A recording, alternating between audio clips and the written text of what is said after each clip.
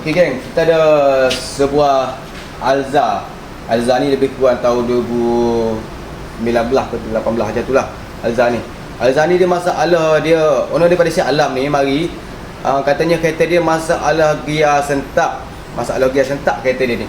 Gear sentak ni kita tak boleh tengok daripada telefon, video.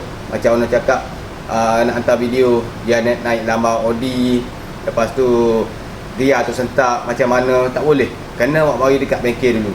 Bila buat mari dekat bengkel barulah kita boleh cek keseluruhan dia masalah apa yang terjadi kepada kereta ni. Kereta ni dia pakai listrik depan lah, dia buat model baru listrik depan punya. Bukan model lama lah listrik belakang. Model baru listrik depan. Listrik depan ni dia agak manja, banyaklah masalah gearbox. Tapi kita bukan nak tuju kepada gearbox terus rosak. Ada masalah sensor, masalah solenoid, masalah lepas tu relay ke fuse ke, banyak kemungkinan.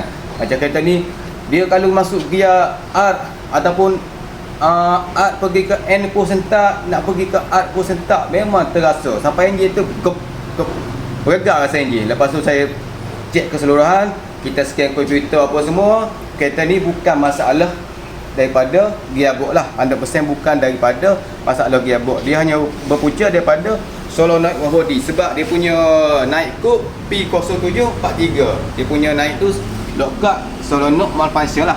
Bila lockup solenoid malfunction, kebanyakan solenoid ni bermasalah ni.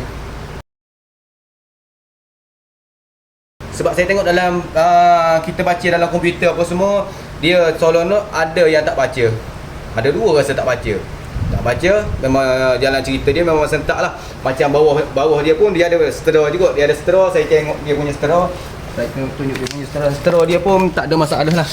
Dia punya straw ni tak ada masalah, tak ada pecah apa semua. Selalu kalau straw masalah pun boleh jadi. Kalau dia pecah pun boleh jadi sentak. Tapi straw kereta ni tak ada masalah lah. Memang straw dalam condition tak ada masalah, masih okey. Makna kereta ni memang berpunca daripada dia punya solenoid lah. Solenoid wah body. Ketua ni kita akan masuk wah body ni lah untuk settlekan masalah gear sentak kereta ni. Okay. Agak-agak siap kita pasang solenoid ni. Kereta ni pun okey macam biasa. Settle masalah sentak tu. Nak bawa kereta susah juga. Kalau bila masalah sentak ni nak masuk gear pun kita takut. Sebab dia terasa bila sentak ni bukan sikit. Masuk gear je, masuk art ke apa, memang sentak kuat. Terasa dekat jalan dah, dengar bunyi lagi. Lepas tu bila sentak, banyak komponen akan rosak.